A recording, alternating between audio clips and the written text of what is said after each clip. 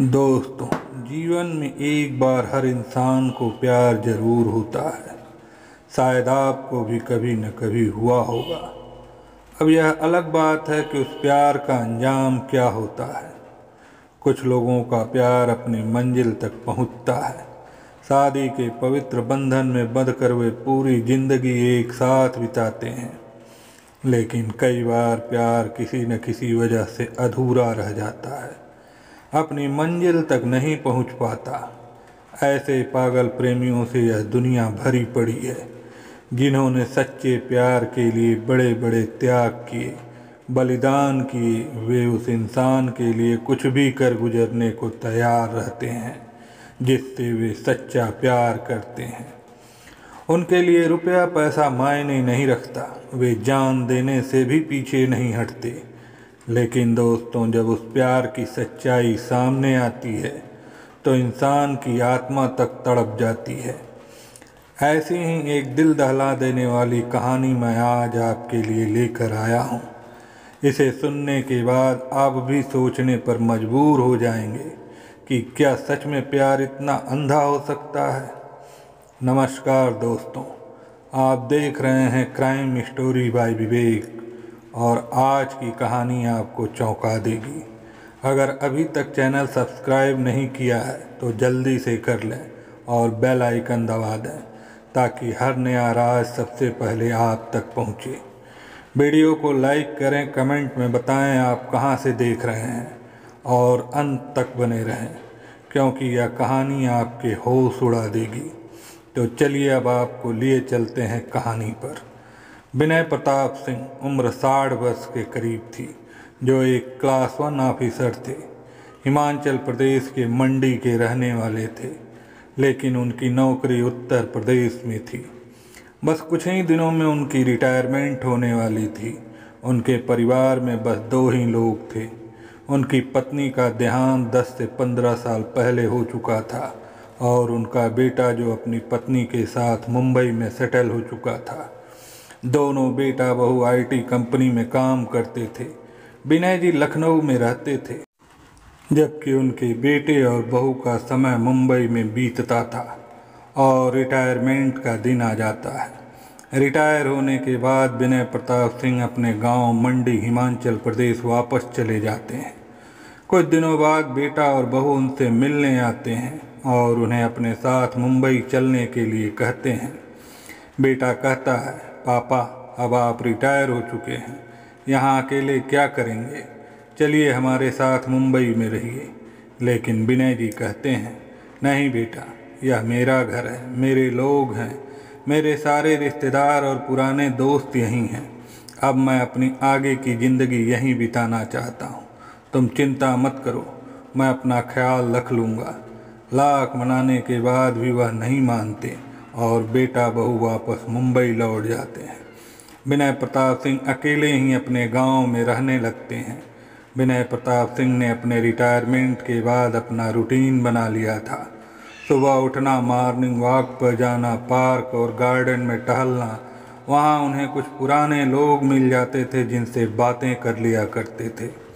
इसके बाद वह घर वापस आकर अपना नाश्ता करते। पहले तो उन्होंने खुद ही सब काम किया, लेकिन फिर एक मेड रख ली जो उनके लिए खाना बना देती थी।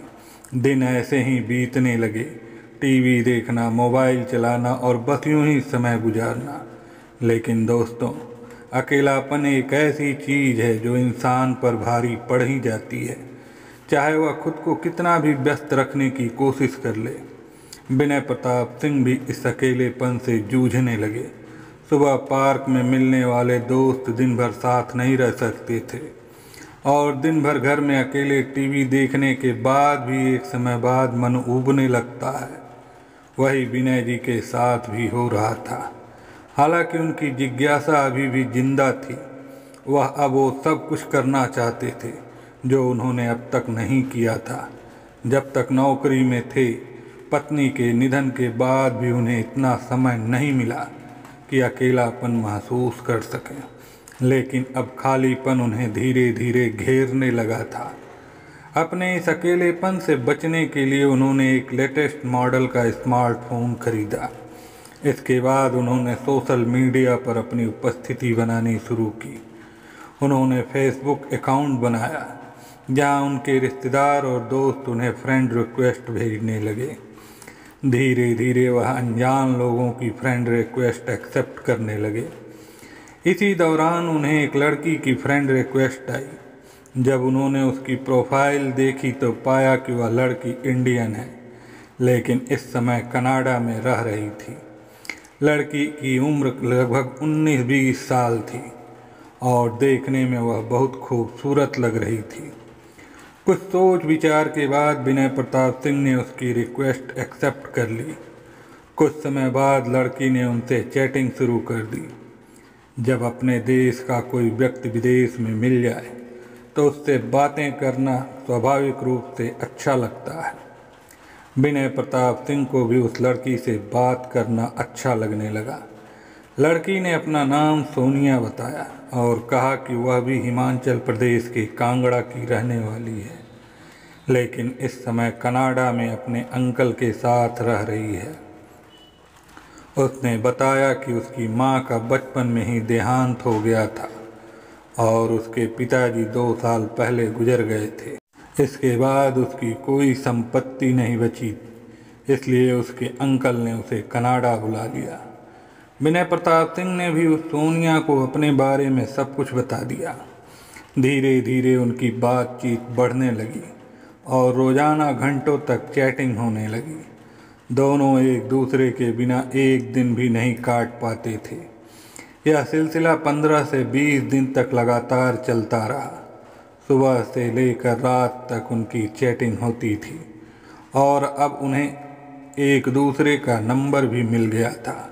एक दिन विनय प्रताप सिंह ने अचानक सोनिया से वीडियो कॉल की डिमांड कर दी, क्योंकि वह उसे देखना चाहते थे। सोनिया ने भी बिना किसी झिझक के वीडियो कॉल पर बात करने की हामी भर दी। जब विनय प्रताप सिंह ने सोनिया को वीडियो कॉल पर देखा तो देखते ही रह गए। सोनिया बेहद खूबसूरत थी और उसे देखकर विनय जी के अंदर फिर से उमंगें जागने लगी। वे भूल गए कि वे 60 साल के हो चुके हैं और बुजुर्ग हैं। सोनिया की तारीफ करते हुए विनय जी मन ही मन उसे चाहने लगे, लेकिन वह जानते थे कि सोनिया उनसे बहुत छोटी है और उनकी उम्र का फासला काफ़ी बड़ा है, इसलिए उन्होंने अपनी भावनाओं को दबा लिया। कुछ और दिन बीते थे कि एक दिन सोनिया ने विनय प्रताप सिंह को बताया कि उसे एक ज़रूरी काम के सिलसिले में इंडिया आना है। विनय प्रताप सिंह की खुशी का ठिकाना नहीं रहा। उन्होंने कहा, सोनिया, जब भी तुम इंडिया आना तो मुझसे ज़रूर मिलना। इस पर सोनिया ने मुस्कुराते हुए जवाब दिया, ऐसा कैसे हो सकता है कि मैं इंडिया आऊं और आपसे ना मिलूं? अब इंडिया में मेरा आपके सिवा और कोई नहीं है। एक हफ्ते बाद सोनिया की टिकट बुक हो गई और वह इंडिया आ गई। उसने विनय प्रताप सिंह को बताया कि पहले उसे कुछ काम कांगड़ा में निपटाना है, फिर वापसी में मंडी आकर उनसे मिलेगी। विनय प्रताप सिंह सोनिया का बेसब्री से इंतज़ार कर रहे थे। 2 दिन बाद सोनिया का फ़ोन आया कि मैं मंडी पहुंच चुकी हूं। विनय प्रताप सिंह सोनिया को लेने मंडी पहुंचे। सोनिया को सामने देखकर उनका दिल तेजी से धड़कने लगा। सोनिया करीब आई और उन्हें गले से लगा लिया। विनय प्रताप सिंह के लिए यह एक नया लेकिन बहुत खुशी देने वाला पल था। विनय प्रताप सिंह सोनिया को अपने घर ले आए, जहां उन्होंने लंबी लंबी बातें की। सोनिया से बात करते समय उन्हें ऐसा लग रहा था जैसे वे जन्मों से एक दूसरे को जानते हों। रात के खाने के बाद विनय प्रताप सिंह अपने दिल की बात दिल में नहीं रख पाए और सोनिया से बोले, सोनिया, मुझे नहीं पता कि जो मैं कहने जा रहा हूँ वो सही है या नहीं, लेकिन मैं अपने दिल की बात कहे बिना नहीं रह सकता। तुम्हें इसे स्वीकार करने या ठुकराने का पूरा हक है। अगर तुम मेरा प्रस्ताव स्वीकार ना भी करो तो भी हमारी दोस्ती हमेशा वैसी ही रहेगी। सोनिया मुस्कुराई और बोली, आप चिंता मत करें, मैं आपकी दोस्त हूँ और हमेशा रहेंगे। विनय प्रताप सिंह ने हिम्मत जुटाते हुए कहा, सोनिया, मुझे तुम बहुत अच्छी लगती हो। मैं तुमसे प्यार करने लगा हूँ और मैं तुम्हारे बिना रह नहीं सकता। मेरी उम्र 60 साल है और तुम मात्र 20 साल की हो, लेकिन मुझे यह बात तुमसे कहनी पड़ी। यह सुनकर सोनिया की आंखों में भी आंसू आ गए। वह उठकर विनय प्रताप सिंह के पास आई और उनके दोनों हाथ पकड़कर बोली, विनय जी, मैं भी आपसे बहुत प्यार करती हूँ, लेकिन हमारी उम्र का अंतर मुझे रोक रहा था। मुझे समाज की चिंता थी कि लोग क्या कहेंगे, हमारे रिश्ते को क्या नाम देंगे। विनय प्रताप सिंह ने दृढ़ता से जवाब दिया, सोनिया, अगर तुम्हें इस रिश्ते से कोई समस्या नहीं है तो मैं तुम्हारे लिए, हमारे प्यार के लिए पूरी दुनिया से लड़ने को तैयार हूँ। सोनिया ने मुस्कुराते हुए कहा, मुझे कोई समस्या नहीं है। मुझे आपके साथ रहना है। समाज की परवाह मुझे नहीं है। यह हमारी ज़िंदगी है और हम इसे अपने तरीके से जिएंगे। और दोनों के बीच इस बात पर सहमति हो गई। उस रात सोनिया विनय प्रताप सिंह के साथ हम बिस्तर हो गई और उनके बीच संबंध बन गए। अगले 2 दिन सोनिया उनके साथ रही और वे दोनों वही सब कुछ करते रहे जो प्रेमी प्रेमिका या पति पत्नी के बीच होता है। 2 दिन बाद सोनिया दिल्ली के लिए रवाना हो गई, क्योंकि उसकी फ़्लाइट कनाडा की थी और विनय प्रताप सिंह उसे एयरपोर्ट तक छोड़ने गए। सोनिया के कनाडा जाने के बाद विनय प्रताप सिंह वापस घर लौट आए। 15 से 20 दिन तक विनय प्रताप सिंह और सोनिया की फ़ोन पर बातचीत होती रही। फिर अचानक से सोनिया के मैसेज कॉल सब बंद हो गए।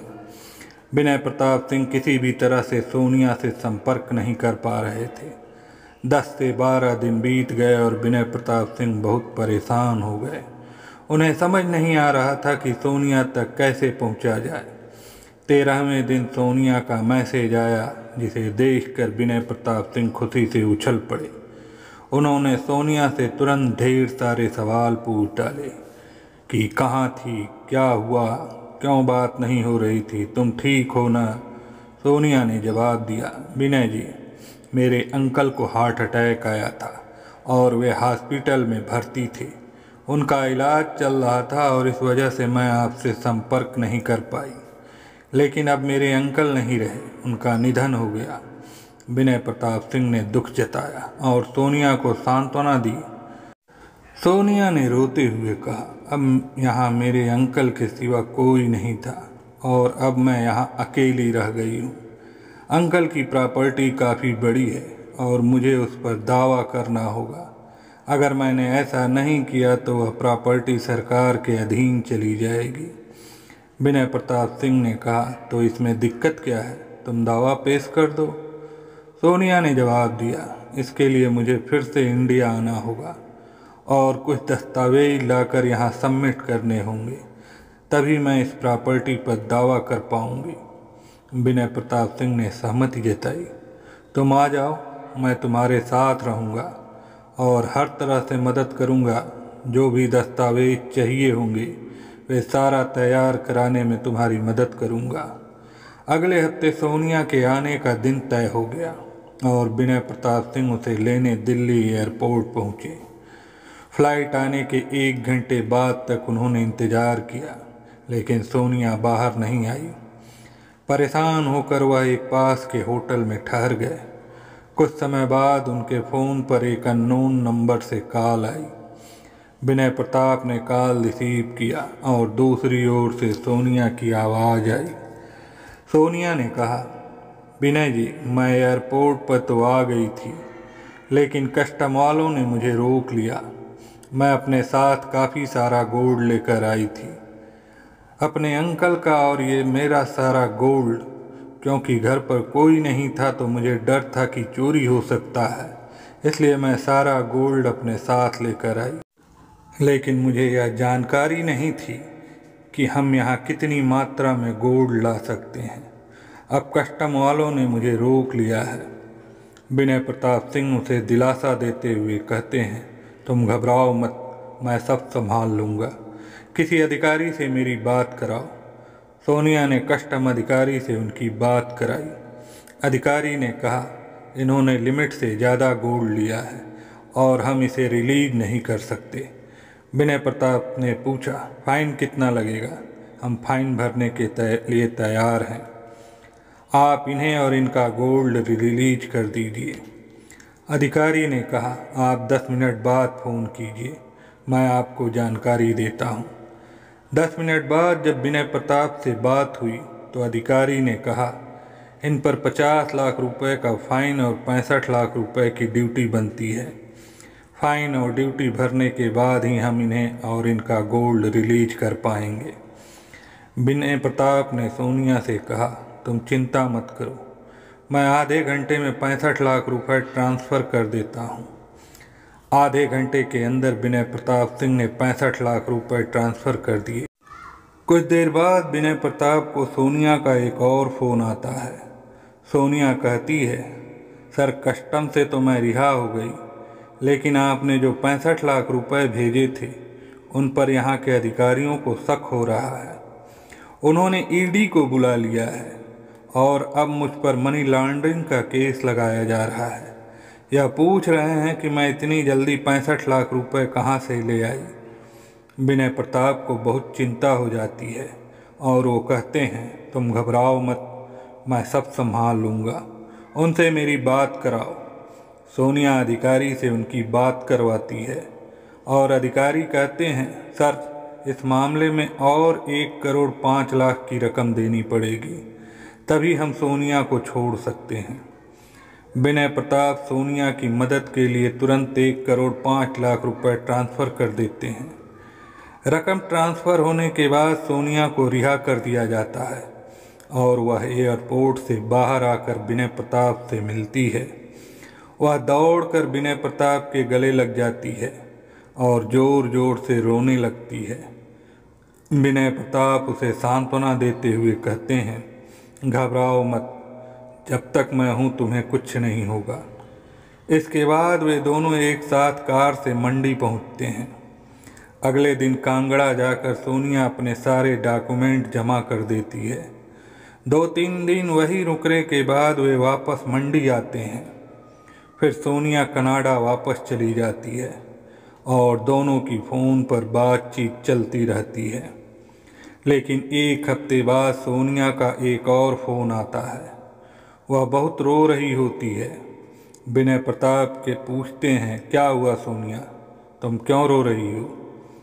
सोनिया बताती है कि उसने सारे डॉक्यूमेंट सबमिट कर दिए हैं, लेकिन वहाँ की सरकार ने अंकल की प्रॉपर्टी की वैल्यू 15 करोड़ बताई है और अब उसे 75 लाख रुपए स्टैंप ड्यूटी भरने के लिए कहा है। अगर यह रकम नहीं भर पाई तो प्रॉपर्टी उसके हाथ से चली जाएगी।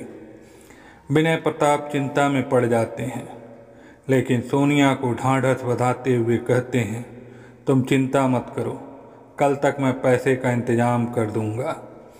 सोनिया भावुक होकर कहती है, आप मेरे जीवन में भगवान बनकर आए हैं, अगर आप नहीं होते तो मैं बर्बाद हो जाती। विनय प्रताप मुस्कुराते हुए कहते हैं, हमारा मिलना किस्मत का खेल है, तुम्हें मेरी ज़िंदगी का साथी बनाया और मुझे तुम्हारी मदद के लिए भेजा गया। अगले दिन विनय प्रताप अपनी सारी एफडी, गोल्ड और प्रॉपर्टी बेचकर मुश्किल से 65 लाख का इंतजाम कर पाते हैं। फिर भी 10 लाख की कमी रह जाती है तो वे अपने बेटे से पैसे मांगते हैं। बेटा थोड़ा चौंकता है और पूछता है कि आपको इतनी बड़ी रकम की ज़रूरत क्यों पड़ गई पापा, सब ठीक तो है? विनय प्रताप गुस्से में आकर जवाब देते हैं, तुम सवाल मत करो, बस पैसे भेज दो। बेटा 10 लाख रुपए ट्रांसफ़र कर देता है। इस तरह विनय प्रताप सोनिया के अकाउंट में 75 लाख रुपया ट्रांसफ़र कर देते हैं। पैसे ट्रांसफ़र करने के बाद अचानक सोनिया के सभी social media account, phone number और सभी संपर्क गायब हो जाते हैं। विनय प्रताप को कुछ समझ में नहीं आता। वे अभी इंतज़ार कर रहे थे कि सोनिया का कोई मैसेज या फ़ोन आएगा, लेकिन उन्हें यह एहसास नहीं हुआ कि उनके साथ एक बड़ा धोखा हो चुका है। दोस्तों, विनय प्रताप सिंह एक ऐसे इंसान थे जिससे न केवल इमोशनल फ्रॉड का शिकार बनाया गया, बल्कि उनकी पूरी आर्थिक स्थिति भी तबाह कर दी गई। विनय प्रताप सिंह के साथ एक बड़ा धोखा हुआ। उनके जज्बातों से खेला गया और लाखों करोड़ों रुपए लूट लिए गए। जब उन्हें इस बात का एहसास हुआ कि वह लूट चुके हैं, तब तक 2 से 3 दिन बीत चुके थे। वह सोनिया से कांटेक्ट करने की कोशिश करते रहे, लेकिन हर तरफ से नाकाम रहे। आखिर उन्हें समझ में आ गया कि उनके साथ एक बड़ा फ्रॉड हुआ है। लेकिन आपको यह जानकर हैरानी होगी कि विनय प्रताप सिंह को रुपए खोने का गम नहीं था।